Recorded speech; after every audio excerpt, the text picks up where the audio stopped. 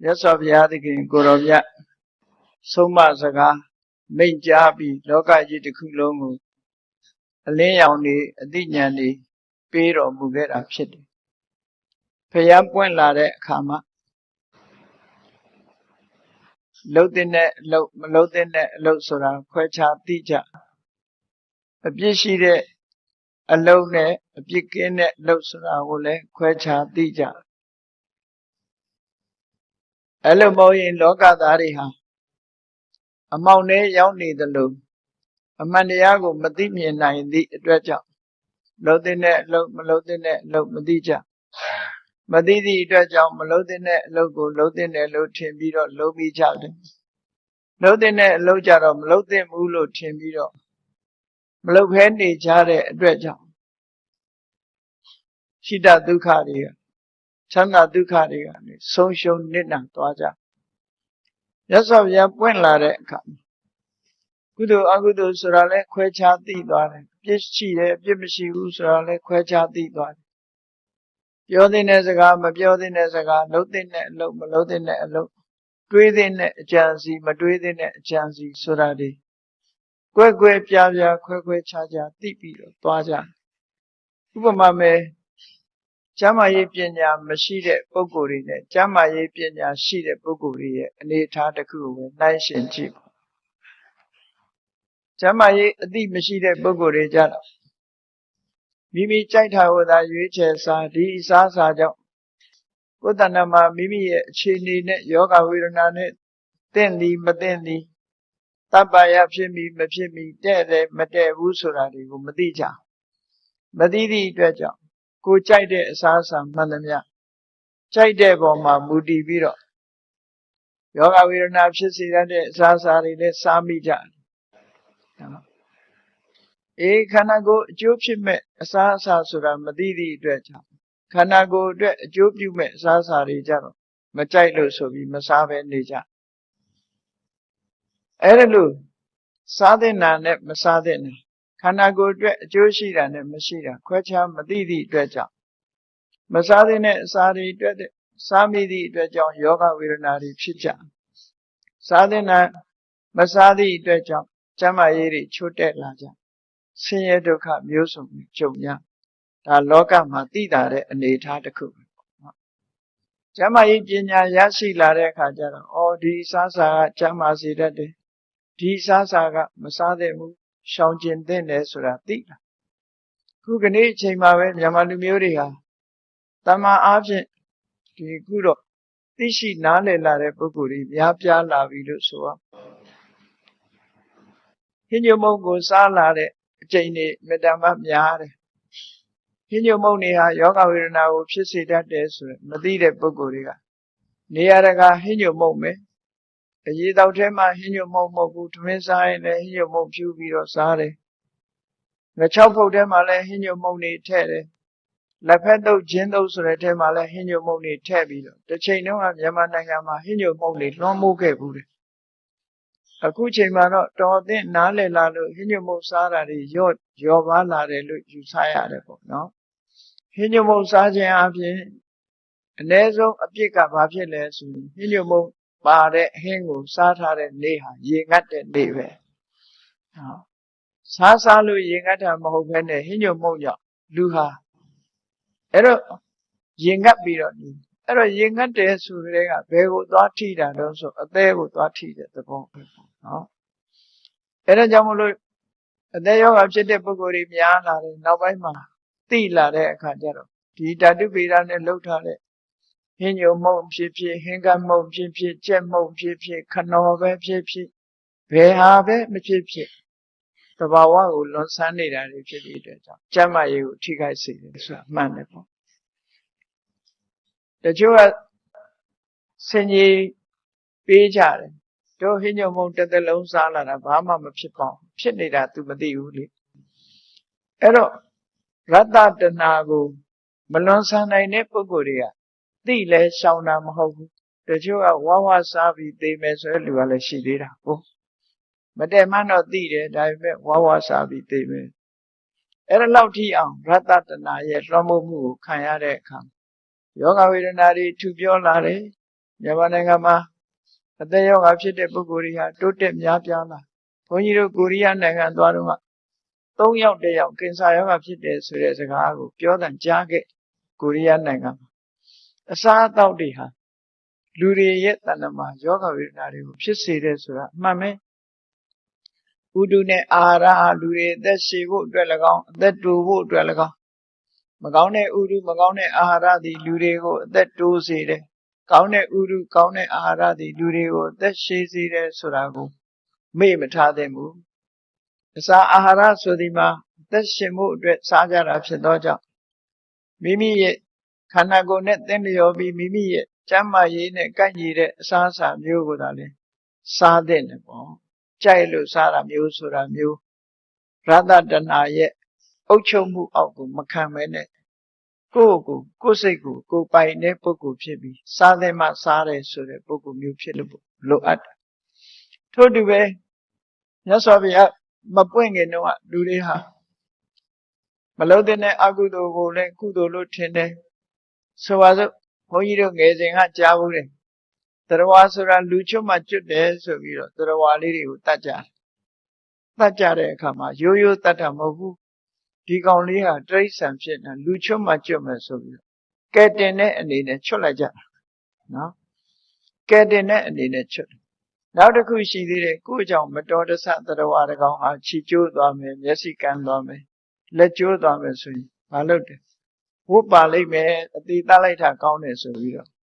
ငယ်တော့အဲ့တော့ခြိကျိုးတဲ့ဝတ်တဲ့အသေးတခံရတဲ့ဝတ်ကပိုကြီးသွားတာပေါ့ဒီလိုဆိုလို့တာအဲ့တော့ခြိကျိုးရုံပဲကျိုးမှာကိုကမတော်တဆဖြစ်သည့်အတွက်ကြောင့်ကိုယ့်ကြောင့်ဖြစ်တယ်ဆိုရင်လည်းစေရနာဇိုးနဲ့မဟုတ်ဘူးနောက်တစ်ခါလှုပ်တဲ့အခါကျတော့စေရနာဇိုးဖြစ်သွားတယ်အဲ့ဒါကြတော့မှအကုသိုလ်ဖြစ်ပြန်အဲ့ဒါဘာဖြစ်လို့တော့ဆိုရင်အကုသိုလ်ဖြစ်တာကိုဖြစ်မှမသိဒီလိုလှုပ်တယ်ဆိုတာဟာသာမဝတိမိဖုရားအလောင်းတစ်ချိန်တုန်းကလည်းသူတို့ဘုရင်ရဲ့မိဖုရားမောင်မမိတ်တန်တွေဖြစ်ခဲ့ဘူးတယ်သူတို့ဟာလည်းတန်တရားထဲမှာအခုလိုလွဲမှားတဲ့အတွေးတွေကြောင့်မို့လို့ပဲမဖြစ်တဲ့အကုသိုလ်တွေမလုပ်တဲ့အကုသိုလ်တွေကိုလုပ်ခဲ့ကြတယ်ပိစိကဝုဒ္ဓတဆူဟာတစ်ချုံအောက်မှာဒီခြုံနေအောက်မှာတပါးတဲ့အေးစိတ်စိတ်និရောဓသဘာဝဝင်စားပြီးတော့လူမမြင်သူမမြင်သတင်းသုံးနေတဲ့အချိန်မှာသူတို့ကမြေကမ်းမှာရေပါချိုးပြီးချမ်းတဲ့အခါကျတော့အဲ့ဒီခြုံမုတ်ကြီးကိုမီးရှို့ကြမီးရှို့ပြီးတော့မီးလုံမို့ချို့အဲ့ဒါလိုခြုံကြီးမီးလောင်သွားတဲ့အခါမှာခြုံရဲ့အောက်မှာထိုင်းနေတဲ့ပိစိကဗုဒ္ဓကိုတော်ကြီးပေါ်လာအဲ့ဒီကြတော့ဘလို့တွေးတော့ဆိုရင်တို့နန်းတော်ကြွလာတဲ့ပိစိကဗုဒ္ဓကြီးတို့မီးရှို့လိုက်လို့တည်သွားပြီအဲ့တော့အလောင်းကိုအစဖြောက်မှဖြစ်မယ်ဆိုပြီးတော့ဘာလုပ်ကြပြန်လို့ဆိုအနာနာမှာရှိတဲ့တစ်တုံးတွေထင်းတွေအကုန်လုံးစုပြီးတော့မီးကျွန်းအောင်လို့ဆိုပြီးတော့ရှို့ကြပြန်ပထမတုန်းကမီးလုံမှုရှို့တာနောက်တစ်ခါကျတော့အလောင်းဖြောက်ဖို့ဆိုပြီးတော့ရှို့တာတကယ်ကတော့ပိစိကဗုဒ္ဓကသမပတ်အတွင်းမှာဆိုရင်မီးပဲရှို့ကြောက်တုံးကြီးနဲ့ပဲဖိဘာမှဖြစ်မှာမဟုတ်ဘူးဒီရတ္တသမပတ်ဝင်စားနေတဲ့သမပတ်ရဲ့စွမ်းအားကြောင့်ဘယ်သူမှအန္တရာယ်မပြုတ်နိုင်တဲ့အနေအထားမျိုးရောက်နေတာသူတို့မှမသိကြမသိတော့စေရနာဇိုးနဲ့မီးရှို့ပြီးအလောင်းဖြောက်ကြတဲ့အခါပိစိကဗုဒ္ဓကတော့ဘာမှမဖြစ်ဘူးသူတို့ကြတော့ဘာဖြစ်သွားလဲလို့ဆိုဘဝပေါင်းမြောက်များစွာမီးလောင်တိုက်တွင်းပြီးတော့သိရတယ်နောက်ဆုံးတမ္မာဝတိမိဖုရားဘဝရောက်တဲ့အခါတောင်မှပဲသူတို့နဲ့ခြံရံမိဖုရားနဲ့အတူတကွမိဖုရားမောင်မမိတ်တန်ခြံရံ900လုံးဟာနန်းတော်ကြီးကိုမီးရှို့ပြီးတော့မီးလောင်လို့သိဆုံးသွားကြရတယ်လေအရိယာသူတော်စင်အဖြစ်ရောက်တဲ့အချိန်မှတောင်မှပဲမီးလောင်တိုက်အသွင်းခံရတဲ့အသေးဆိုးနဲ့သေချာဘယ်သူမပြုတ်မိမှုလို့ဆိုတဲ့ဒီမိုက်မားမှုတွေရဲ့အပြစ်ဆိုတာမသိလို့လှုပ်လို့ရှောင်လို့ရတာမဟုတ်ဘူးမသိလို့လှုပ်လဲခံရတယ်ဆိုတာထင်ရှားတယ်ပေါ့ဒါကြောင့်မို့ဘုန်းကြီးတို့ကိုယ်တိုင်ငယ်စဉ်ကတည်းကနေပြီးတော့တိရစ္ဆာန်ဆိုတာလူချွတ်မှကျွတ်တာတတ်ကြတာတွေတွေ့တယ်ဒါကနောက်ခုနမတော်တဆခြေကျိုးလက်ကျိုးဖြစ်သွားလို့ရှိရင်ဝတ်ပါလိမ့်မယ်အသေးတတ်မယ်ဆိုတတ်ကြအဲ့ဒါမျိုးတွေကိုမျက်စိအောင်မှာပဲမြင်ခဲ့တယ်ပေါ့ ဒါတွေဟာလွဲမှားတဲ့အတွေးတွေနဲ့လောက်ကြတာဖြစ်တယ်ပေါ့ဘယ်လိုဒီနဲ့ပဲစေရနာစိုးနဲ့တတ်တာမှန်သမျှကိုယ့်အတွက် reaction လို့ဆိုတဲ့သဘာဝတရားရဲ့တုံ့ပြန်မှုကိုခံရမှာဖြစ်တယ်အဲ့ဒီသဘောတရားတွေဟာမြတ်စွာဘုရားပွင့်တော်မှာသိကြအေးဖျားမပွင့်ဘူးဆိုရင်လောကကြီးဟာအမှောင်ထဲမှာရောက်ပြီးတော့လူတွေဟာအကောင်းနဲ့အဆိုးအကြောင်းနဲ့အကျိုးအပြစ်ရှိတာနဲ့မရှိတာလှုပ်တင်တာနဲ့မလှုပ်တင်တာခွဲခြားမသိနိုင်ကြဘူးဘုရားသာသနာထွန်းကားနေလို့မြတ်စွာဘုရားရဲ့အဆုံးအမရနေလို့ဘုရားဘာသာဝင်သူတော်စင်တွေအနေနဲ့မိမိတို့မွေးဖွားလာတဲ့မိဘဆရာသမားတွေရဲ့အဆုံးအမဩဝါဒနဲ့ဒီအသည့်ကိုရနေတာအလွန်ကံကောင်းလို့ရတယ်လို့ပဲပြောရမိဥပလာအသည့်ပဲဖြစ်စေလမ်းမှန်ပေါ်ရောက်နေလို့ရှိရင်ကောင်းကျိုးချမ်းသာကိုဖြစ်စေနိုင်ဒါကြောင့်မို့လို့မြတ်စွာဘုရားရဲ့ဒီလောကသားတို့အတွက်ကျိုးရှိရာရှိကြောင်းသွန်သင်ဆုံးမချက်တွေဟာအလွန်မဲ့တန်မိုးရှိတယ်မြတ်စွာဘုရားလောကမှာပွင့်ပေါ်လာသည့်အတွက်ကြောင့်တရားတွေဟာချမ်းသာဒုက္ခကိုရကြတယ်အေးလောကဆိုတာလောကသားတခုအနေနဲ့ဖြစ်ပေါ်လာတဲ့အခါမြတ်စွာဘုရားသခင်ကိုရောမြတ်ရဲ့အဘိသင်္ခါရအနိစ္စလို့ဆိုတဲ့နိယာမသဘောတရားကြီးကတော့မြည်သူမှလွန်ဆန်နိုင်ခြင်းမရှိဘူးသင်္ခါရဆိုရင်ကတော့အားလုံးပြောင်းလဲနေတဲ့အနေအထားမျိုးတစ်ခုဖြစ်တယ်မြတ်စွာဘုရားသခင်ကိုရောမြတ်ဟာလည်းလောကသားတွေရဲ့အကျိုးတီးပိုးရွယ်ဆောင်နေတဲ့အချိန်မှာတက်တော်ရွယ်တော်ဟာတဖြည်းဖြည်းကြီးလာနောက်ဆုံးတက်တော်80ပြည့်ဖို့3လလောက်အလိုမှာမြတ်စွာဘုရားခရီးဒေသစာတွေကိုကြွချီနေတော့မှရှိတယ်ပေါ့တက်တော်အမတမကြီးတဲ့အချိန်ညီတော်အနန္ဒာအနိဗ္ဗာန်မှာထားပြီးမြတ်စွာဘုရားဝေသာလီပတ်ဝန်းကျင်မှာလှည့်လည်ပြီးတော့သတင်းသုံးနေရင်ကနေရှင်အနန္ဒာကိုမိန့်ကြားလိုက်တယ်အာယာမနန္ဒအာနန္ဒလာသွားကြစို့အာယာမလာသွားစသူရှင်အနန္ဒာကိုခေါ်ပြီးတော့ဘယ်သွားတာတော့ယေနမဟာဝနံကုတာဂါရတာလာဝေသာလီမြို့ကြီးမှာဝေသာလီမြို့ကြီးနဲ့အနီးပါးမှာမဟာဝနလို့ဆိုတော့လူတွေစိုက်ပျိုးထားတဲ့တောအုပ်ကြီးတစ်ခုရှိတယ်ဒါမှကြီးတဲ့တောအုပ်ကြီးတတော်ပြုစုထူထောင်ထားတဲ့တောအုပ်ကြီးထဲမှာလက်ဆွေမင်းတွေကမြတ်စွာဘုရားသတင်းသုံးဖို့ဆိုပြီးတော့တောထဲမှာကုတာဂါရတာလာလို့ခေါ်တယ်စွလွတ်မိုးချောင်အထွတ်တက်တဲ့ဘုရားသတင်းသုံးဖို့ကျောင်းတော်ကြီးတန်ဃာတော်တွေသတင်းသုံးဖို့ကျောင်းတော်ကြီးကိုဆောက်လုပ်လှူဒန်းထားတာရှိတယ်မြတ်စွာဘုရားဟာဝေသာလီပတ်ဝန်းကျင်ကနေပြီးတော့မဟာဝနရဲကိုရှင်အနန္ဒာကိုနောက်ပါခေါ်ပြီးတော့ကြွသွားတယ်ကိုရောမြတ်သွားတာဟာအကြောင်းပဲမဟုတ်ဘူးအကျိုးရှိဖို့ဆိုဆုံးမဖို့လောကသားတွေအကျိုးဆောင်ရွက်ဖို့အချိန်အခါကိုသိရှိပြီးတော့သာကြွခြင်းသာဖြစ်တယ်ပေါ့ဘယ်အချိန်မှာဘာလုပ်ရမလဲဘာလုပ်သင့်တယ်ဆိုတာမြတ်စွာဘုရားအမြဲတမ်းဆုံးဖြတ်အသိဉာဏ်နဲ့ဆင်ခြင်ဆုံးဖြတ်ပြီးသားပဲဖြစ်တယ်ဒါကြောင့်ရှင်အနန္ဒာကိုအနန္ဒာလာသွားကြစို့မဟာဝနတောအုပ်ကြီးထဲမှာရှိတဲ့ကုတာဂါရတာလာမှာတို့သွားကြမယ်ဆိုမြတ်စွာဘုရားကြွသွားရှင်အနန္ဒာနောက်တော့ကလိုက်ပါသွားအဲ့လိုမဟာဝနထဲရောက်တဲ့အခါကျမြတ်စွာဘုရားကရှင်အနန္ဒာကိုဗာမိတ်တော့ဆိုကိစ္စတောအာနန္ဒယာဝတိကဘိက္ခုဝေသာလေဥပနိတာယဝိဟရန္တိဆိုလိုတဲ့အဓိပ္ပာယ်မြတ်စွာဘုရားကိုယ်တိုင်ပြောခဲ့တဲ့စကားလေးကိုပိဋကကြားဘူးအောင်လို့ပါဠိဘာသာနဲ့နော်ကိစ္စတောအာနန္ဒသွားလိုက်ယာဝတိကဘိက္ခုဝေသာလေဥပနိတာယဝိဟရန္တိဝေသာလီမှာဝေသာလီပတ်ဝန်းကျင်မှာနေထိုင်ကြတဲ့ယဟန်တွေအားလုံးတေတဗ္ဗေဥပဋ္ဌာဏသာလာယံတဏိပတေဟိဝေသာလီကိုအမိပြုပြီးတော့ဝေသာလီပတ်ဝန်းကျင်မှာရှိတဲ့တန်ဃာတွေယဟန်တော်တွေအားလုံးခေါ်လိုက်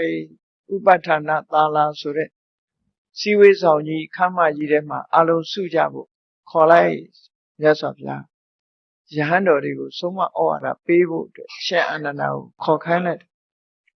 ရှင်အနန္ဒာလိုက်ပြီးယဟန်နေစီကြောင်းကြား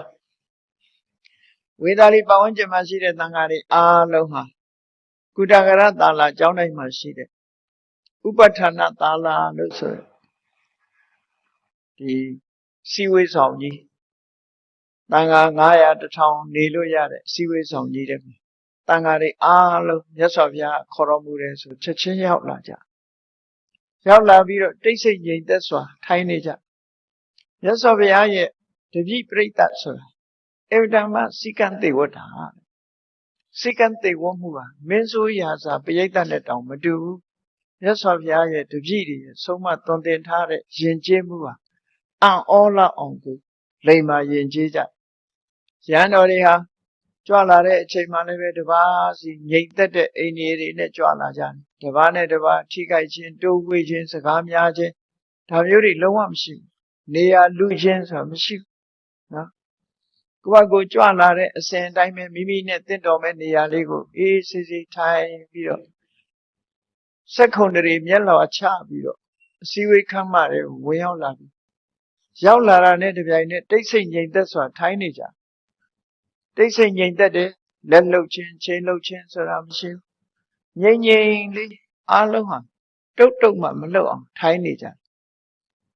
အဲ့ဒီလိုနေတဲ့အချိန်ပေါင်းကအလုံးကိုများတယ်ကောသလမင်းကြီးကတခါတော့ကမြတ်စွာဘုရားသံဃာပရိသတ်တွေကိုကြည့်ပြီးတော့ချီးမွမ်းထောမနာမှုပြုဘူးတယ်မြတ်စွာဘုရားရဲ့တပည့်တာဝကတွေဟာဘုရားဆုံးမတာအလုံးကိုယဉ်ကျေးတယ်အားလုံးဟာစကားတစ်ခုမှမပြောကြဘူးတိတ်ဆိတ်ငြိမ်သက်စွာနေကြတယ်နောက်ဆုံးမှာချောင်းဟန်နာအစဘာတစ်ခုမှမလုပ်ကြတူတူလည်းမပြောတပားနဲ့တပားဟာမိမိတို့နှလုံးသွင်းနေကြတရားလေးနှလုံးသွင်းပြီးတော့ငြိမ်သက်စွာထိုင်နေကြထိုင်တဲ့အခါမှာလဲ meditation ထိုင်တယ်လို့ခန္ဓာကိုယ်လေးကိုဆန့်ပြီးတော့တညီတည်းထိုင်နေကြတာအလွန်ကြည်ညိုစရာကောင်းတယ်ဆိုတာကောသလမင်းကြီးကတခါတော့ကတအံတော်ပြောပြဘူးသူ့ရဲ့မင်းဆိုးရာစာဘယင်ကိုခါစားဝင်တဲ့ပရိသတ်တွေတောင်မှအဲ့လိုအနေထားမျိုးမရှိဘူးနော်တိုးနဲ့စကားပြောခြင်းပြောတယ်နော်တယောက်ပြုံးပြခြင်းပြုံးတယ်ရဲခြင်းရဲရည်စရာတွေပြောခြင်းပြောမယ်မြတ်စွာဘုရားပရိသတ်ထဲမှာအဲ့ဒီလိုတူရည်စရာပြောနေတာလည်းမရှိဘူးငြိမ်သက်အေးချမ်းစွာမြတ်စွာဘုရားဘက်ကိုလက်အုပ်ချပြီးတော့တည်ငြိမ်စွာနေထိုင်ကြရှင်အာနန္ဒာကအကြောင်းကြားလိုက်တာနဲ့တပြိုင်နက်သံဃာတွေဟာတိတ်ဆိတ်ငြိမ်သက်စွာဘုရားရှိဥပဋ္ဌာဏသာလာအတွင်းကိုရောက်ရှိလာကြတယ်အဲ့ဒါလို့ရဟန်းတွေကိုအကြောင်းကြားပြီးရောက်နေတဲ့အချိန်မှာရှင်အာနန္ဒာကမြတ်စွာဘုရားကိုလာလျှောက်တယ်တဏိပတိတောဗန္တိဘိက္ခုတံဃောတပည့်တော်ယဟန်တန်ဃာတွေကိုစီဝေးဖို့လျှောက်ထားပြောကြားပြီးပါပြီယတ္တဓာတိဗန္တိဘဂဝါကာလမညတိကြွရမယ့်အချိန်ကိုတော့မြတ်စွာဘုရားကိုယ်တိုင်ဆုံးဖြတ်ပါဒီစကားဟာလွန်ရင်ကြံလိမ္မာတဲ့ဆိုကြွတော်မူပါလို့မပြောဒါဣရိယံလို့ခေါ်အင်္ဂလိပ်စာနဲ့ဆိုလို့ရှိရင်ဣရိယံဆိုတာသုံးရိုးသုံးစဉ်စကားမျိုးပဲယတ္တဓာတိကာလမညတိကြွရမယ့်အချိန်ဘုရားကိုအရှင်ဘုရားပါသည်သိပါတယ်ကြွပါလို့မပြောဘူးနော်ကြွပါလို့မပြောဘူးတပည့်တော်အစဉ်သက်ယဟန်တန်ဃာတွေကိုစီဝေးစေပါပြီလျှောက်ထားပြီးပါပြီပိဋကတ်တွေဆုံးနေပါပြီလို့ဆိုလိုက်တာနော်ကြွရမယ့်အချိန်ကိုတော့မြတ်စွာဘုရားကိုယ်တိုင်သိပါတယ်သူသိတဲ့အတိုင်းပဲလုပ်ပါဘုရားရဲ့ဆန္ဒပါလို့ဒီလိုလျှောက်တဲ့သဘောမျိုးနော်ရှင်ဘုရားဆန္ဒအတိုင်းပါပဲလို့ဆိုတော့မြတ်စွာဘုရားသခင်ကိုရောမြတ်ယဟန်တန်ဃာတွေစုဝေးရောက်ရှိနေတဲ့စီဝေခမ်းမကြီးဥပဋ္ဌာဏသာလာဘက်ကိုကြွလာဘုရားအတွက်တည်တံ့ခင်းကျင်းထားတဲ့ဗုဒ္ဓသနဘုရားတွေထိုင်တဲ့နေရာပေါ်မှာမြတ်စွာဘုရားတရင်သုံးပြီးတော့ယဟန်တွေကိုအလေးနဲ့အရေးကြီးတဲ့ဆုံးမစကားတစ်ခုသာသနာတော်အတွက်အလွန်အရေးကြီးတဲ့ဆုံးမဩဝါဒစကားတစ်ခုမြတ်စွာဘုရားတခြားလိုတိုင်းဝိုင်းပြီးတော့မြတ်စွာဘုရားဟောမနေဘူးယဟန်တွေကိုစပြီးတော့ဘာကစဟောလိုက်လဲဆိုတတ္တမတိဟာဘိက္ခဝေယေတိမယဓမ္မဘေညာတိတိတာ ခုလိုစီဝေးခေါ်ထားတဲ့ထိုင်းနေတဲ့ယဟန်တွေကိုတခြားချိန်မှဆိုရင်မြတ်စွာဘုရားကဘိက္ခဝေဆိုတဲ့စကားကိုအရင်ခေါ်တယ်ပြီးတော့မှယဟန်တွေကအရှင်ဘုရားလို့ထူကြအဲ့ဒီခေါ်မှမြတ်စွာဘုရားဘာဟောမယ်အလုံးနားဆိုင်ထောင်ကြကောင်းကောင်းနှလုံးသွင်းထားကြဆိုတဲ့စကားတွေကိုပြောလို့ရှိဒါပေမဲ့ဒီချိန်မှာအကုန်လုံးယဟန်တွေကလည်းဘာအကြောင်းရှိပါလိမ့်လို့စဉ်းစားနေကြမှာပဲဘုရားကခေါ်ခိုင်းထားလို့ရောက်ရှိနေကြတဲ့တန်ဃာတော်တွေကိုမြတ်စွာဘုရားတိုက်ရိုက်ပဲဆုံးမစကားကိုပြောကြလိုက်တယ်အေး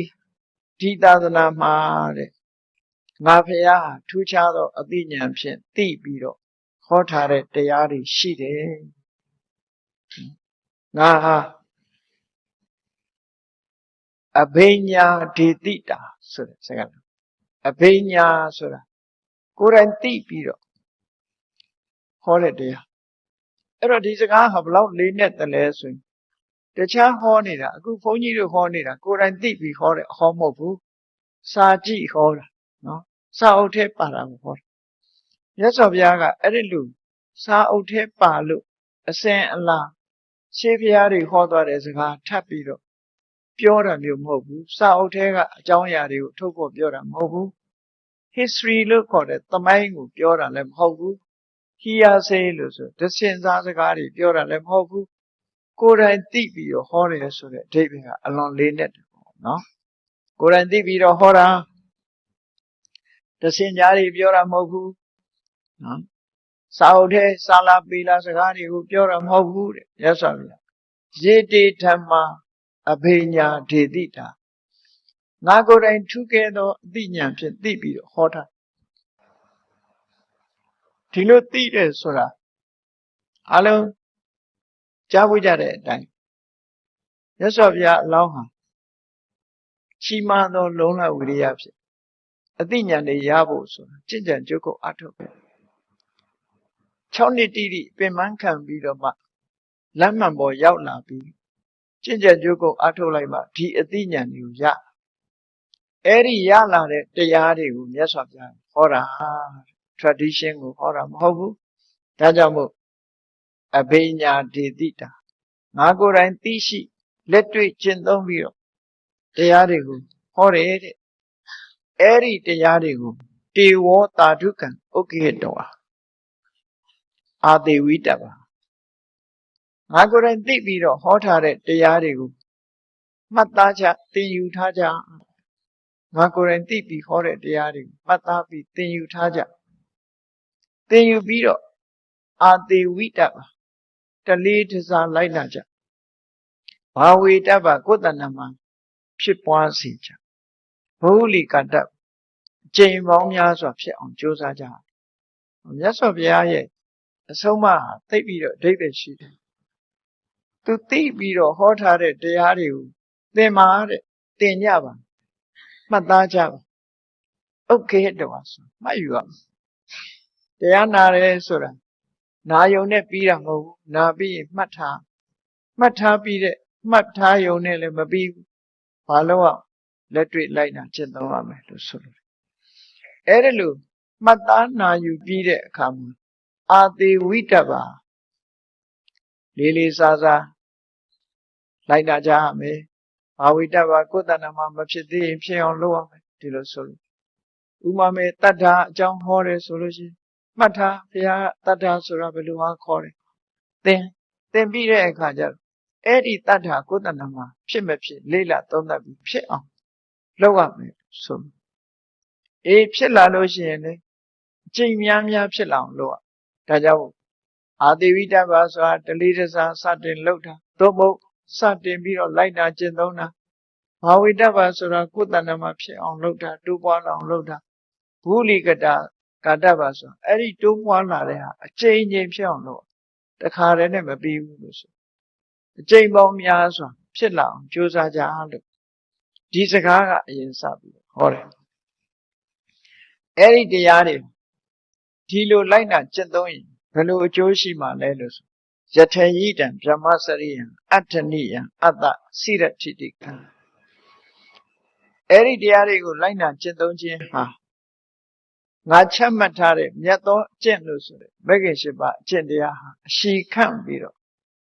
လောကသားတွေအကျိုးအတွက်တည်ထနေမှာဖြစ်တယ်ရှိကြစွာတည်ထလောကကြီးမှာဒီတရားတွေမပြောက်ကွယ်အောင်ကိုယ်တိုင်ကြာနာနာသင်ယူမှတ်သားပြီးတော့လိုက်နာကျင့်သုံးကြရမယ်ဒီတရားတွေလိုက်နာကျင့်သုံးနိုင်မှဓမ္မစရိယဆိုတဲ့အကျင့်မြတ်ကြီးဟာလောကမှာအရှိတည်ထပြီးတော့တရားတွေရဲ့အကျိုးအတွက်အလင်းရောင်ပေးမှဖြစ်တယ်မြတ်စွာဘုရားကဒီလိုရှိဥစ္စာမိန့်ကြားပြီးအဲဒီလိုဓမ္မစရိယဆိုတဲ့ဒီအကျင့်မြတ်မှန်ကန်တဲ့လမ်းစဉ်ကြီးတစ်ခုအရှိခန့်ပြီးတော့တည်တတ်နေမယ်ဆိုရင်ဘာဖြစ်မလဲဘာအတွက်လဲလို့ဆိုတဒတ္တဘူဇနာဟိတယဘူဇနာဒုက္ခယအဲ့ဒါလိုတည်တတ်နေခြင်းဟာအများအတွက်အခြေအနေကောင်းတွေဖြစ်လာဖို့ပဲအများအတွက်ချမ်းသာဒုက္ခရဖို့ပဲဘယ်လိုအခြေအနေကောင်းတွေတုံးဆိုမြတ်စွာဘုရားဆုံးမထားတဲ့အတိုင်းလိုက်နာလိုက်မယ်ဆိုလို့ရှိရင်လိုက်နာခြင်းဟာအခြေအနေကောင်းတစ်ခုဖြစ်စေကိုယ်တဏ္ဍာမှာကုသိုလ်စိတ်ကလေးဖြစ်လိုက်တယ်အဲ့ဒီဖြစ်လိုက်ခြင်းဟာဟိတအဲ့ဒီဖြစ်လိုက်တာကိုအကြောင်းပြုပြီးတော့ဒုက္ခဆိုတာရတယ်မြတ်စွာဘုရားရဲ့အဆုံးအမဟိတဆိုတဲ့လိုက်နာကျင့်သုံးခြင်းကဒုက္ခဆိုတာကိုဖြစ်ပေါ်စေတယ်ဘယ်ဟာပဲဖြစ်ဖြစ်အခြေအနေကောင်းမှကောင်းကျိုးချမ်းသာဆိုတာရနိုင်တယ်အခြေအနေကောင်းတယ်ဆိုတာစဉ်းစားကြည့်ပေါ့လူတယောက်ဟာအကျင့်သီလလည်းကောင်းတယ်နော်အယက်သေးစားတောက်စားမှုမရှိဘူးအလောင်းကစားဝါသနာမပါဘူးအလုတ်ကင်ကြိုးစားတယ်စီးပွားရေးကြိုးစားပြီးတော့လုပ်တယ်မိတ်ဆွေကောင်းတွေပေါင်းသင်းတယ်မိဘတွေရဲ့လူကြီးသူမတွေရဲ့စကားကိုလိုက်တာတဲ့ဆိုအဲ့ဒါအခြေအနေကောင်းတွေပဲအဲ့ဒီအခြေအနေကောင်းတွေရှိတဲ့ပုဂ္ဂိုလ်တယောက်ဟာလူလောကမှာဂုဏ်ရှိတရေရှိနဲ့ကြီးပွားတိုးတက်လာတာဒုက္ခပဲပေါ့ဒီလိုဆိုလို့ငယ်စဉ်ဘဝအချိန်မှာကျောင်းထားတယ်ကောလိပ်ထားတယ်တက္ကသိုလ်ထားတယ်အပြောပန်းမလိုက်ပဲနဲ့စာရီကြိုးစားတယ်ကြက်မှတ်တယ်အဲ့ဒီလိုကြိုးစားနေတဲ့ပုဂ္ဂိုလ်တယောက်ကျောင်းသားတယောက်ဆောင်းမပွဲကြတော့ရက်လက်ကောင်းတွေထွက်လာဒီလိုဆိုလိုတာပေါ့အခြေအနေကောင်းတွေဆိုတာချက်ချင်းကြီးရတာမဟုတ်ဖန်တီးယူอ่ะအဲ့ဒီဖန်တီးလို့ရလာတဲ့အခြေအနေကောင်းတွေဆိုလိုတာကတန်တရားဟုတ်ထဲမှာနေတဲ့ပုဂ္ဂိုလ်တိုင်းဟာအကုသိုလ်တွေမဖြစ်အောင်ထိမ့်သိမ်းဆော့ရှော့ခြင်းကုသိုလ်တရားတွေဖြစ်အောင်လိုက်နာကျင့်သုံးခြင်းဟာအခြေအနေကောင်းတစ်ခုဖြစ်ပေါ်စေလို့ဟိတလို့ခေါ်တယ်။ကောင်းတာတွေရှောင်တယ်ကောင်းတာတွေကိုလှုပ်ဆောင်တယ်။ကျောင်းမကြီးအတွက်ဆိုလဲမသိတဲ့အစားအစာတွေရှောင်တယ်သင့်တော်တဲ့အစားအစာတွေစားတယ်။အဲ့ဒါလို့ရှောင်ခြင်းနဲ့ဆောင်ခြင်းဒီနှစ်ခုနဲ့လှုပ်သွားတာအခြေအနေကောင်းလို့ခေါ်တယ်။ကြီးပွားတိုးတက်လာတာဒုက္ခ။ရသော်ဘုရားရဲ့အဆုံးအမတွေတည်ရှိနေပြီဆိုရင်လိုက်နာကျင့်သုံးတဲ့ပုဂ္ဂိုလ်တွေအဖို့အခြေအနေကောင်းဆိုပါစို့ရှေ့လောကရကနေမင်းကြီးထွက်နေတယ်နေလေးတွေပူးနေတယ်နေဘူးချိန်ချိနေအဲ့ဒီအချိန်မှာအဝတ်လမ်းမလားအခြေအနေကောင်းတယ်နော်အဝတ်တွေစိုးနေလို့လမ်းညင်တယ်အခြေအနေကောင်းတယ်စားစရာတောက်စရာတောင်းသူလည်းသမားတွေဆိုလို့ရှိရင်စပားလှမ်းမလားပဲလှမ်းမလားအခြေအနေကောင်းတယ်အဲ့ဒီချက်နေဝင်သွားပြီနေမရှိတော့ဘူးဆိုရင်အလုံးဟာလုံးလို့မရတယ်မြတ်စွာဘုရားရဲ့အဆုံးအမရှိနေတဲ့အချိန်အခြေအနေကောင်း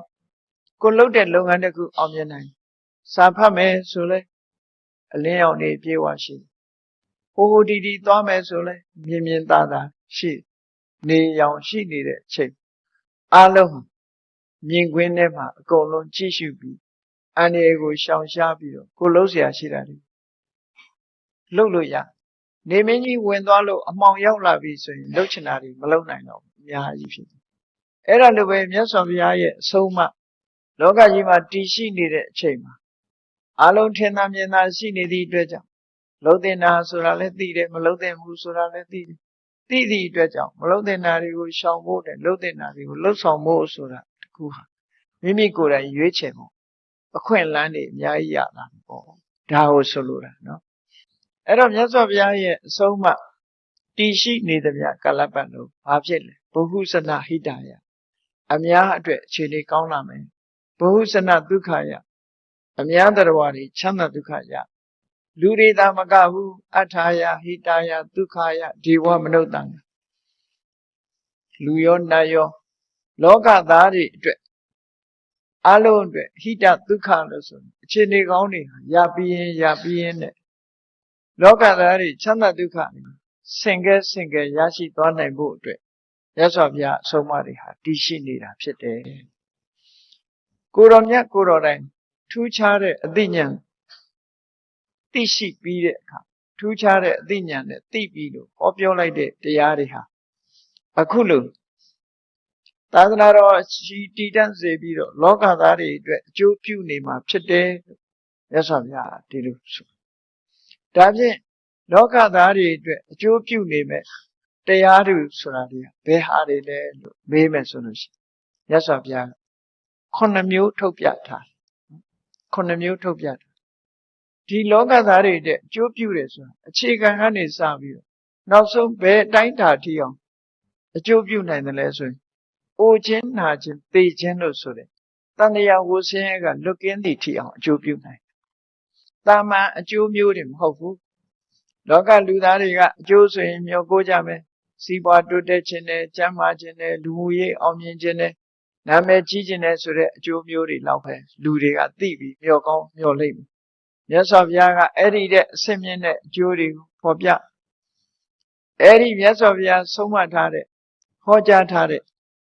The yes of Ya, Soma, Gororan Tibido, Hoja Tade Sure, the area, Hari Leluson, Condamua, Namadiga,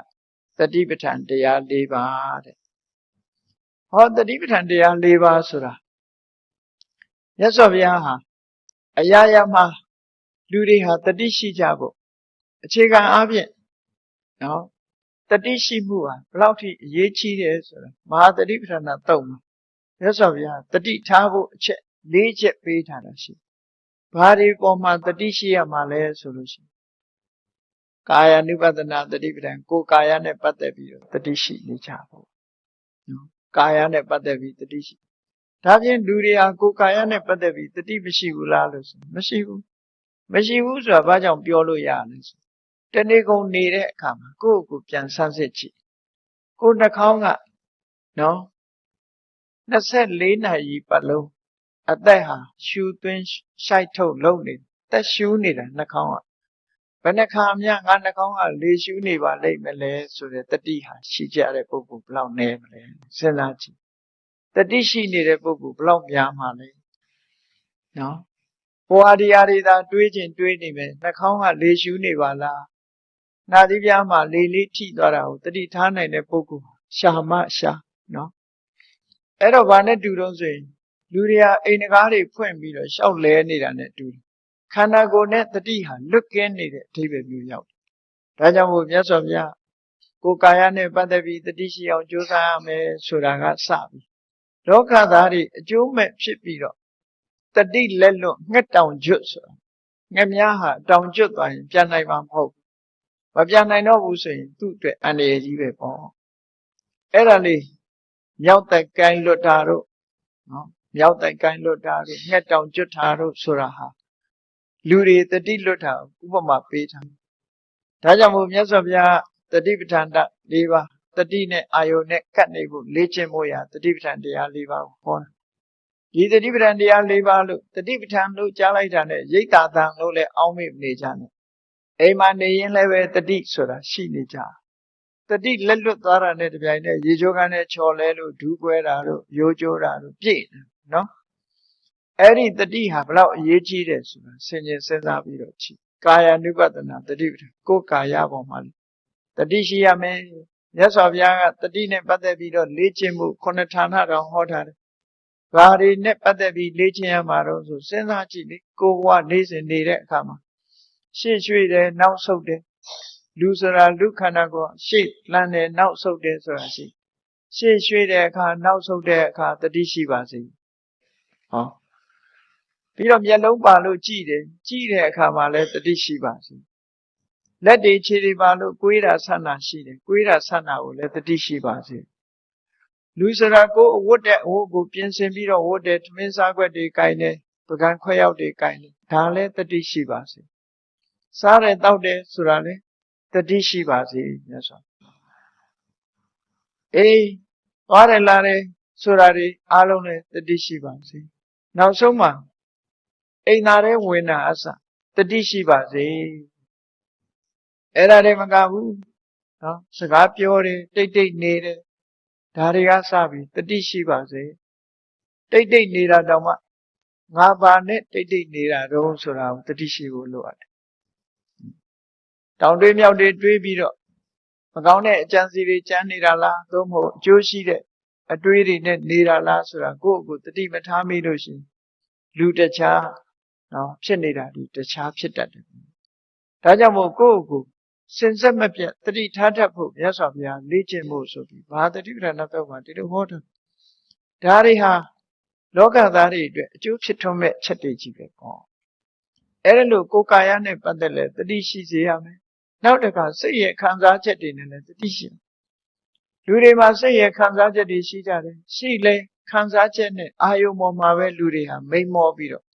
ပျော်စရာရှိလဲပျော်ပလိုက်တာပဲငိုစရာရှိလဲငိုပလိုက်တာနော်သို့တော့စိတ်ခံစားမှုတွေရဲ့သဘာဝကိုဆင်ញင်တုံတရားမရှိတော့တတိဆိုတာလက်လွတ်နေတယ်ပေါ့စိတ်ခံစားမှုနဲ့ပတ်သက်လာတဲ့ပေါ်မှာလဲမြတ်စွာဘုရားတတိရှိကြဖို့ဒီလိုဟောတယ်နောက်တစ်ခုကတော့ကိုယ်စိတ်အခြေအနေနဲ့ပတ်သက်ပြီးတော့လဲတတိရှိကြဖို့မြတ်စွာဘုရားရဲ့အဆုံးအမတွေအားလုံးဟာစိတ်ကိုဗဟိုပြုပြီးတော့ဆုံးမတာကိုယ်စိတ်အခြေအနေကိုမသိဘူးဆိုလို့ရှိရင်လူဟာလူတော်လူကောင်းဖြစ်ဖို့တော့ခဲရင်စိတ်ရဲ့အညစ်အကြေးတွေကိုသိရှိနားလည်ပြီးထိုစိတ်ရဲ့အညစ်အကြေးတွေကိုရှင်းဖို့ကြိုးစားနိုင်မှစိတ်တန်ရှင်းအောင်နေနိုင်မှကောင်းမြတ်တဲ့အလားအလာတွေဖြစ်တယ်ဒါကြောင့်မို့စိတ်တာနုပဒနာလို့ဆိုတာလည်းပဲစိတ်ကိုအာရုံပြုပြီးတော့ကိုယ်စိတ်အခြေအနေကိုအမြဲတမ်းသိဖို့မသိလို့ရှိရင်လူတွေကငါစိတ်လာမစမ်းနဲ့ဆိုပြီးတော့ပြောသေးတယ်သူများတော့ချိန်ချောက်လိုက်သေးတယ်နော်ငါစိတ်ကမရဘူးလို့ဂုံယူပြီးတော့ပြောကြသေးတယ်မကောင်းတဲ့စိတ်တောင်ဂုံယူလိုက်သေးတာငါတို့ကသူများမျက်ခုံးပေါ်ဈဉ္ညာလျှောက်တာမခံဘူးဆိုတဲ့လူကလည်းရှိသေးတယ်အဲ့ဒါလို့ကိုယ်စိတ်ရဲ့အခြေအနေတွေအကောင်းလားအဆိုးလားမသိဘူးအဲ့ဒီမသိတာကိုကတတိကင်းမဲ့မှုလို့ဒီလိုဆိုလို့တတိကင်းမဲ့သည့်အတွက်ကြောင့်မဟုတ်တာတွေလုပ်တယ်မဟုတ်တာတွေပြောတယ်ဆိုတာဖြစ်တယ်နောက်တစ်ခါခြုံငုံပြီးတော့မြတ်စွာဘုရားဓမ္မာနုပဒနာသဘာဝတရားတွေပေါ်မှာတတိမမေ့ကြနဲ့ကိုယ်ကာယပေါ်မှာစိတ်ခံစားမှုပေါ်မှာစိတ်အခြေအနေပေါ်မှာကြံတဲ့သဘာဝတရားတွေပေါ်မှာအမြဲတမ်းတတိရှိကြဖို့ဆိုမြတ်စွာဘုရားတတိပဋ္ဌာန်တရား၄ပါးဟောအဲ့ဒီတတိပဋ္ဌာန်တရား၄ပါးကိုယ်တဏ္ဍာမှာ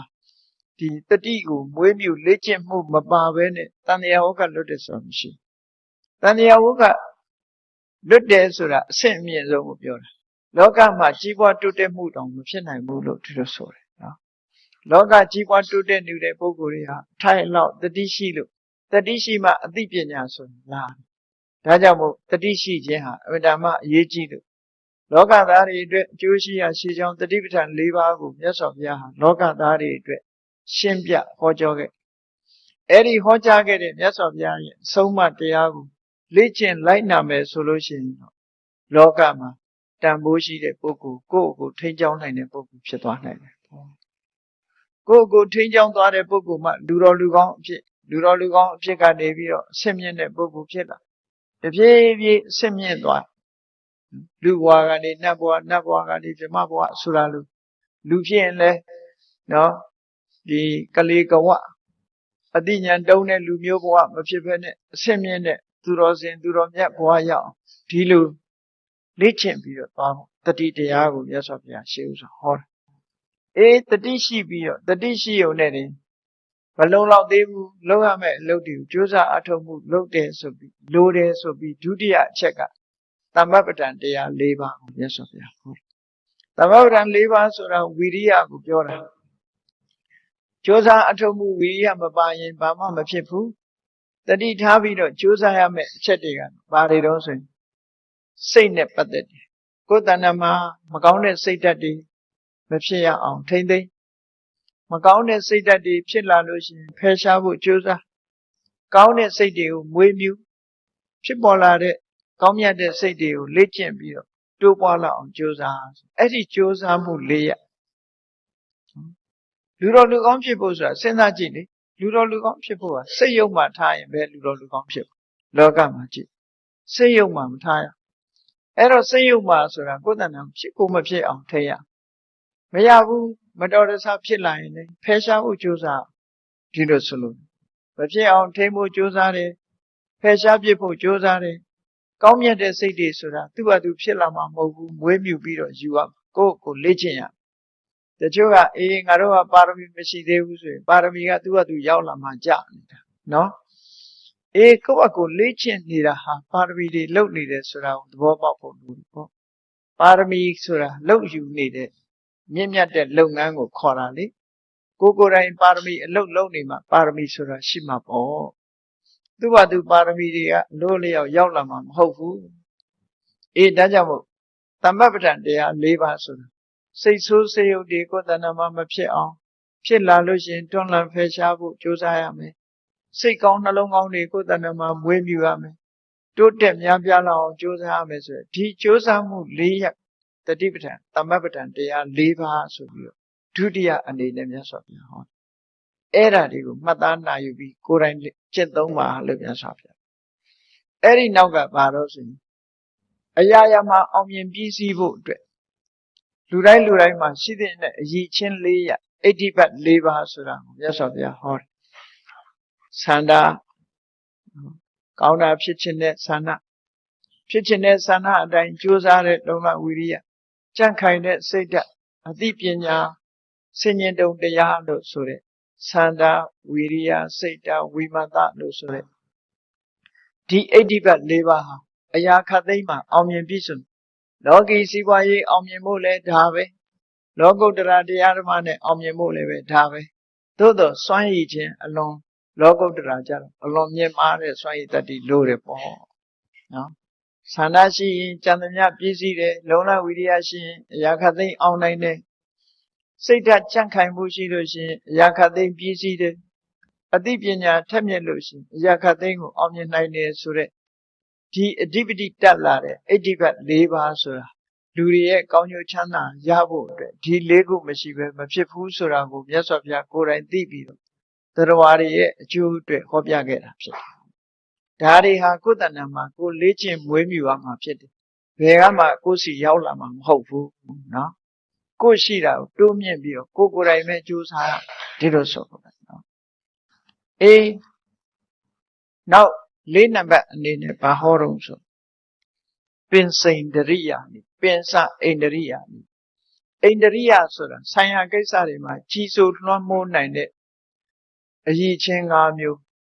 တတ္တဝိရိယတတိသမာဓိပညာတရားကလည်းသူကိစ္စသူမှာဆုံးဖြတ်တယ်ကြီးစိုးတယ်ယုံကြည်မှုမှာသူကစွန့်ထက်တယ်ဘုရားကိုယုံကြည်သည့်အတွက်ကြောင့်မြတ်စွာဘုရားကိုစိတ်ကပ်တယ်သူ့ရဲ့အစွမ်းဆောင်မှုကကြီးမားတယ်သောတပန်ဖြစ်ဖို့အတွက်သူ့ရဲ့စွမ်းအားဟာအများကြီးပါတယ်ယုံကြည်မှုရှိမှရာခသိန်းဟာအောင်မြင်နိုင်တယ်ဒါကြောင့်မို့ယုံကြည်မှုဆိုတာယုံကြည်ရမယ့်ကိစ္စတွေကိုယုံကြည်မှုဆိုတဲ့တရားဟာအစွမ်းတတ္တိထက်မြက်တယ်ပေါ့ဟောဝိရိယကြိုးစားအားထုတ်ရမယ့်နေရာမှာလုံလဝိရိယကအစွမ်းတတ္တိထက်တယ်တတိနော်စိတ်နဲ့အာယုန်နဲ့တွဲဖက်ထားဖို့အတွက်တတိကအစွမ်းတတ္တိထက်တယ်သမာဓိစိတ်တည်ငြိမ်မှုဟာလည်းအစွမ်းတတ္တိထက်တယ်ပညာလို့ဆိုတဲ့ဆင်ញင်တုံတရားဟာလည်းအစွမ်းတတ္တိသူ့နေရာမှာသူစွမ်းဆောင်နိုင်မှုရှိကြတယ်မျက်လုံးကမျက်လုံးကိစ္စနားကနားကိစ္စလေမျက်လုံးကဘာတော့မြင်ခြင်းကိစ္စကိုဆောင်ရွက်တဲ့နေရာမှာမျက်လုံးကကြီးစိုးနားထောင်ခြင်းကိစ္စကျတော့နားကကြီးစိုးတယ်သူဟာနဲ့သူကြီးစိုးနေတာကိုအိန္ဒရိယအိန္ဒြေလို့ခေါ်အိန္ဒြေဆိုတာကြီးစိုးခြင်းလို့အဓိပ္ပာယ်ရနော်ကြီးစိုးခြင်းလွှမ်းမိုးအုပ်ချုပ်ထားခြင်းအကြမ်းမြင်သိရအောင်ပြောရမယ်ဆိုရင်မျက်စိအားကောင်းတဲ့ပုဂ္ဂိုလ်နဲ့မျက်စိမှုန်တဲ့ပုဂ္ဂိုလ်မြင်သိစိတ်ဖြစ်ပေါ်တဲ့အခါဘယ်သူကမြင်သိစိတ်ပိုထက်တာမလဲဆိုမျက်စိကောင်းတဲ့ပုဂ္ဂိုလ်ပိုထက်ဆိုပါစို့ဥပမာတစ်ခုပြောရမယ်ဆိုရင်ကိုကြည့်တဲ့မှန်လေးကမှုံဝါးဝါဖြစ်နေထင်းလာတဲ့ရုပ်ပုံဟာမှုံဝါးဝါပဲထင်မှာပေါ့ မှန်ကကြီးနေပဲဆိုရင်ထင်လာတဲ့ရုပ်ပုံဟာကြည်လင်ပြတ်သားစွာထင်မှာပေါ့အဲ့ဒီတိုင်းပဲရုပ်ပုံလွှာကိုဘယ်သူကနေပြီးတော့ထိန်းချုပ်ထားတာတော့ဆိုရင်မှန်ကနေထိန်းချုပ်တယ်လို့ပြောရတယ်မှန်မှုံးနေလို့ရှိရင်ရုပ်ပုံကမှုံမှန်ပဲမှန်ကြီးနေမှရုပ်ပုံကကြီးပါအဲ့ဒါမျိုးလိုပဲဒီတတ္တဝိရိယတတိသမာဓိပညာဆိုတာလေသူကိစ္စမှသူကလွှမ်းမိုးကြီးစိုးပြီးတော့ထားကြဒါတွေကိုယ်တဏ္ဍာမှာကြီးထွားလာအောင်ကြိုးစားအထောက်အမယ်အဲ့ဒီ၅မျိုးကိုပဲမြတ်စွာဘုရားကနံပါတ်5မှာပင်စဗလာနိခွန်အား9ရပ်ဖြစ်ဟောကြားတော်မူတယ်တရားဟာလည်းပဲခွန်အားပဲနော်လူတွေရဲ့ယုံကြည်မှုစွမ်းအားဟာဘလောက်ထိကြီးမားသလဲလို့ဆိုရင်နောက်ဆုံးမှာယုံကြည်မှုစွမ်းအားနဲ့တတ္ထာနုတာရီဆိုတဲ့သောတပန်ပုဂ္ဂိုလ်မျိုးဖြစ်သွားနိုင်တယ်တရားကစွမ်းဆောင်မှုကသောတပတ္တိမဲ့ရောက်သည့်ထိအောင်ပို့ဆောင်ပေးနိုင်တရားစွမ်းအားတတ္ထာနုတာရီဆိုတဲ့ပုဂ္ဂိုလ်တရားကရှေ့ဆောင်ပြီးတော့သွားတရားတတ်နဲ့ဖြစ်တယ်လို့ဒီလိုဆိုလိုတာမဟုတ်ဘူးတရားကရှေ့ဆောင်ရှေ့ရွယ်ပြုတ်သွားတယ်အဲ့ဒါနဲ့တတ္တနုတာရီဆိုတဲ့သောတပတ္တိမက္ကထံပုဂ္ဂိုလ်မျိုးဖြစ်လာတရားရဲ့အင်အားထို့တူပဲလုံလဝီရိယဟာလည်းအားတစ်ခုပဲတတိဆိုတာလည်းစွမ်းအားတစ်ခုပဲဝီရိသမာဓိဆိုတာလည်းစွမ်းအားတစ်ခုပဲပညာဆိုတာလည်းစွမ်းအားတစ်ခုအဲ့ဒီစွမ်းအားတွေကိုခြေပြုတ်တော့မှာလူရဲ့စိတ်ဓာတ်အရာရာမှာအင်အားတွေပြည့်လာနိဗ္ဗာန်ရောက်ဖို့ကြိုးစားတာပဲဖြစ်ဖြစ်လောကချမ်းသာဖို့အတွက်ကြိုးစားတာဖြစ်ဖြစ်ဒီအင်အားတွေဟာအရေးကြီးတယ်ဆိုတာလောကသားတွေအတွက်မြတ်စွာဘုရားဟောပြထားတာဖြစ်တယ်လူတိုင်းနဲ့ဆိုင်တဲ့တရားတွေဒါတွေကနော်နောက်တစ်ခု6နံပါတ်အနေနဲ့ဘာဟောတော့ဆိုဘုဇင်9ပါးဘုဇင်ကလို့ဆိုဒီအတန်တွေကြားလို့ရှိရင်ရိတ်တာသာနေလို့အောင်းမေ့ခြင်းမေ့နော်ဘုဇင်ကလို့ဆိုတာဘာတော့ဆိုအတိညာဏ်ရဲ့အတိညာဏ်ရဖို့အတွက်အခြေခံအကြောင်းတရားတွေအတိညာဏ်ဖြစ်ဖို့ဆိုတာလူတိုင်းအတိညာဏ်ရချင်လို့ရှိရင်ဒီတရားတွေဒီအခြေခံတွေရှိရမယ်လို့ဆိုအဲ့ဒီမှာဘုဇင်9ပါးဖွဲ့စည်းထားဖို့ဟာချိန်ခွင်လေးနဲ့အလားတန်တူတယ်ချိန်ခွင်မှာချိန်ခွင်ရှာကလေးပါတယ်လေအလဲကောင်ကမန်တိုင်လေးနဲ့ချိန်ခွင်ရှာလေးပါဟိုဘက်မှာချိန်ခွင်တစ်ခုဒီဘက်မှာချိန်ခွင်တစ်ခုနှစ်ခုထားတယ်အဲ့ဒီရှာလေးကတိမှတ်ပေးထားတယ်ဘ ਹੁ ကြဖို့အတွက်သူကနေပြီးတော့စွမ်းဆောင်မှုအဲ့ဒါလိုပဲဘုဇင်9ပါးကိုမြတ်စွာဘုရားဟောထားတတိတံဘုဇင်ကအလဲဘ ਹੁ မန်တိုင်ပဲတတိတံဘုဇင်ကနေပြီးတော့ဟိုဘက်ဒီဘက်ကိုထိန်းချုပ်ထားဓမ္မဝိဇယတံဘုဇင်ဝီရိယတံဘုဇင်ပိဋိတံဘုဇင်ဓမ္မဝိဇယဆိုတာတရားတွေကိုလေ့လာစူးစမ်းတဲ့အသိဉာဏ်ဝိရိယဆိုတာကြိုးပမ်းအထောက်တဲ့တရားပိဋိဆိုတာနှစ်ချိုက်ကျေနပ်မှုဆိုအဲ့ဒီ၃မျိုးကစိတ်ဓာတ်ကျနေတဲ့အခါအဲ့ဒီ၃မျိုးနဲ့လူရဲ့စွမ်းအားတွေကိုမြင့်တင်ပြီးတော့ပေးရစိတ်ဓာတ်ကိုမြင့်ပေးတဲ့ဘုဇင်3ပါးဖြစ်တယ်ပေါ့တတိကနေထိန်းညှိပေးနေတဲ့စိတ်ဓာတ်ဟာတွန့်ဆုတ်နေသလားမြင့်တက်နေသလားဒီနှစ်ခုနှိမ့်မြင့်နေတဲ့စိတ်အခြေအနေတစ်ခုကိုဖန်တီးပေးရစိတ်ဓာတ်တွေသိပ်မြင့်လာတယ်ဆိုလို့ရှိရင်တစ်ဖက်ဆောင်းနေမဖြစ်ဖို့အတွက်နောက်ကပတ္တတိတဲ့တမာတိတဲ့ဥပိ္ပခာပတ္တတိဆိုစိတ်တွေမှာငြိမ်ကိုယ်ရောစိတ်ရောငြိမ်သွားတဲ့တန်ဖိုးစဉ်တစ်ခုတမာတိဆိုတာစိတ်ကိုတည်ငြိမ်သွားအောင်အာယုန်တစ်ခုရဲ့ပုံမှာစိုက်ကြနေအောင်ပြင်ဥပိ္ပခာလို့ဆိုတာအလုံးကိုထိမ့်ညှိပေးတဲ့သဘောတရားအဲ့ဒီသုံးခုကစိတ်တွေတအားတက်ကြွနေရင်သူတို့နဲ့ညှိပေးတယ်စိတ်တွေနှိမ့်ချနေတဲ့အခါကျတော့ဓမ္မဝိဇ္ဇာတို့ဝီရိယတို့ပိဋိဆိုတဲ့ခုနလှုပ်ရှားတဲ့ဘုဇင်က3ပါးငြိမ်သက်တဲ့ဘုဇင်က3ပါးအလဲကောင်ကထိမ့်ညှိပေးတဲ့တတိကနေချိန်ဝင်ရှာလေးလို့ထိမ့်ညှိပြီးတော့ပေးတယ်အဲ့တော့အတိညာဏ်ရဖို့ဆိုတဲ့အခါမှာအဲ့ဒီချိန်ဝင်ရှာလေးကထိမ့်ညှိပေးဖို့လိုတယ်စိတ်ဟာတည်ငြိမ်နေဖို့လိုအပ်တယ်ပေါ့စိတ်ဓာတ်ကျသွားတာမျိုးလည်းမဖြစ်စေရဘူးစိတ်ဓာတ်သိပ်မြင့်တက်သွားတာလည်းမဖြစ်စေရရွှေများကျင်တယ်လို့ပဲရွှေတွေကိုမိုက်ထုတ်တဲ့အခါမှာသိပ်ပြီးတော့မီးလည်းမပူပြင်းစေရဘူးအေးလည်းမအေးစေရဘူးညီတူညီမျှလုံနိုင်မှာစိတ်ရဲ့ရွှေရဲ့အညစ်အကြေးကိုထုတ်နိုင်တယ်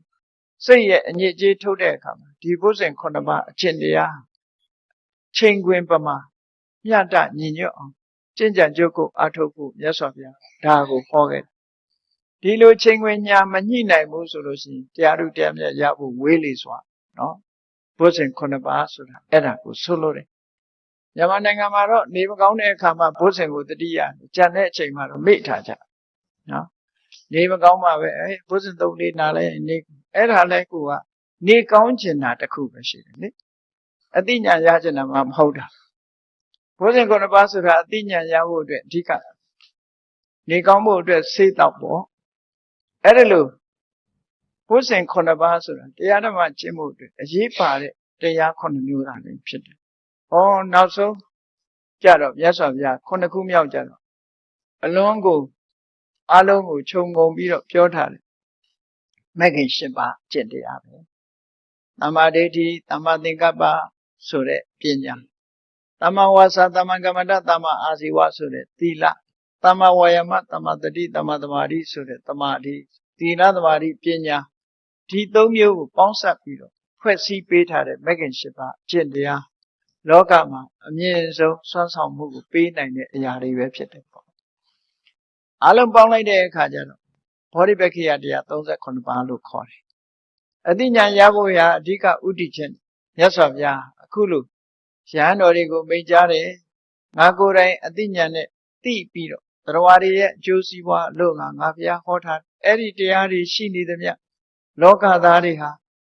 ဒီအလင်းရောင်ကြီးလောကသားတွေအတွက်နော်အလင်းပေးနေမှာဖြစ်တယ်ပေါ့လို့မို့ဆိုရင်ဒီတရားတွေပျောက်ကွယ်သွားရင်သာသနာပျောက်ကွယ်ခြင်းပဲဖြစ်တယ်ဒီတရားတွေကိုယ်တဏ္ဍာမှာပျောက်ကွယ်နေရင်ကိုယ့်အဖို့သာသနာကွယ်နေတယ်လို့ပဲအောက်မေ့ပြီးတော့နော်ဒီတရားတွေကိုယ်တဏ္ဍာမှာရှင်သန်နေအောင်ကိုယ်ကိုယ်တိုင်ပဲလုပ်ကြအောင်ဖြစ်တယ်မြတ်စွာဘုရားကဒါကြောင့်မို့ဒီတရားတွေဟာငါကိုယ်တိုင်ဟောခဲ့တဲ့တရားတွေဒီတရားတွေကိုသင်တို့ကျင့်ကြံကြိုးကိုအားထုတ်ကြရမှာဖြစ်တယ်လို့မြတ်စွာဘုရားဒီလိုယဟန်တွေကိုအရေးတကြီးဆုံးမဩဝါဒပေးတာဖြစ်တယ်။အဲ့လိုဆုံးမဩဝါဒပေးပြီးမြတ်စွာဘုရားဗာမိန့်ရှိတုံးဆိုတဲ့မင်းတို့အချုပ်ပြောလိုက်မယ်ယဟန်တန်ဃာတွေကိုသင်တို့ငါအချုပ်တစ်ခုပြောလိုက်မယ်တစ်ခုအရေးကြီးတာပြောမယ်ဟန္တဓာနိဘိက္ခွေအာမန္တယာမိဝောမင်းတို့ကိုပွင့်ပွင့်လင်းလင်းပဲပြောလိုက်မယ်ဘာလို့ဆိုဝယဓမ္မသင်္ခါရတရားဆိုတာဘယ်တော့မှမမြဲဘူးအလုံးဟာချိန်တန်ရင်ပျက်စီးသွားမှာဖြစ်တယ်ဆိုတာကိုမမေ့ကြနဲ့လောကလူတွေကနော်သာဝရလို့ထင်ပြီးတော့မေ့လျော့နေတတ်ကြတာကိုဒါကြောင့်မို့မြတ်စွာဘုရားကဝယဓမ္မသင်္ခါရကံစိတ်ဥတုအာဟာရလို့ဆိုတဲ့အကြောင်း၄ပါးနဲ့ပေါင်းစပ်ထားတယ်တခြားအကြောင်းတွေဟေတုပစ္စည်းအာရမဏပစ္စည်းစတဲ့အကြောင်းတရားတွေနဲ့ပေါင်းစပ်ပြုပြင်ထားတဲ့သင်္ခါရတရားမှန်သမျှဝယဓမ္မယူရင်းပျက်စီးသွားမဲ့သဘောတွေကြီးပဲသဘောရှိတဲ့တရားတွေကြီးပဲဖြစ်တယ်အဲ့တော့ဒီလိုမခိုင်မြဲတဲ့တရားတွေပေါ်မှာတတိထားဖို့အပ္ပမဒေနတမ္ပါဒိဋ္ဌကိုလှုပ်တဲ့လှုပ်တိုက်တဲ့အရာတွေဘာတွေရှိတယ်ဆိုတာကိုယ့်ဘာကိုတတိထားပြီးတော့ကြင်ကြံကြိုးကုပ်အားထုတ်ကြရမှာဖြစ်တယ်လို့မြတ်စွာဘုရားကအရေးကြီးတဲ့မိန့်ကြားချက်ကိုဝေသာလီမဟာဝနတောဥထေကဒီကုဒါဂရသာလာကျောင်းဥပဋ္ဌာဏသာလာစီဝေခမ်းမကြီးထဲမှာယဟန်တော်တွေကိုဆုံးမဩဝါဒပေးခဲ့တာသာသနာတော်အတွက်မြည်မြအရေးကြီးတယ်ဆိုတာအလုံးတရားချစ်ခင်သူတော်ဇင်ပရိသတ်ပေါင်းတို့သိရှိနားလည်နိုင်ကြပါတယ်ရသော်ဘုရားရဲ့အရေးကြီးဆုံးသာသနာလို့ခေါ်ဆိုရတဲ့တရားဟာအခုပြောရတဲ့တတိပဋ္ဌာန်၄ပါးသမ္ပပဋ္ဌာန်၄ပါးအဋ္ဌိပတ်၄ပါးဣန္ဒြေ၅ပါးဘူ၅ပါးဘုဇင်9ပါးမဂ္ဂင်10ပါးသာလျှင်ဖြစ်တယ်အဲ့ဒီတရားတွေကိုယ်တဏ္ဍာမှာပျောက်ကွယ်နေပြီဆိုရင်ကိုယ့်အတွက်သာသနာကွယ်နေတယ်လို့ပဲယူဆအဲ့ဒီတရားတွေကိုယ်တဏ္ဍာမှာထိုက်တဲ့လောက်ရှိနေရင်ထိုက်တဲ့လောက်သာသနာတည်တယ်လို့ယူဆအပြည့်အဝတည်ပြီဆိုမှကိုယ်တဏ္ဍာမှာအပြည့်အဝတည်တယ်ဒါကြောင့်မို့မြတ်စွာဘုရားဒီတရားတွေကိုလေးနဲ့ထားပြီးအပ္ပမဒေနတမ္ပါဒိဋ္ဌမမေ့မလျော့သောတတိဖြင့်ဒီတရားတွေကိုယ်တဏ္ဍာမှာဖြစ်အောင်ကြိုးစားရကြလို့ဒီလိုမှားကြတော်မူတာဖြစ်ပါတယ်တရားချစ်ခင်သူတော်စင်ပြိဿအပေါင်းတို့မြတ်စွာဘုရားအရေးကြီးဆုံးဖြစ်တဲ့ဒီစကားကိုမိန့်ကြားပြီးတော့အခုလိုမှားကြားတာကိုမှတ်တတိယပြီးတို့ကိုလည်းပဲဒီတိုင်းမှားကြားတယ်လို့စိတ်ထဲမှာခံစားနားလည်ပြီးမြတ်စွာဘုရားရဲ့အဆုံးအမလိုက်နာကျင့်သုံးနိုင်ကြပါစေကုန်သတည်း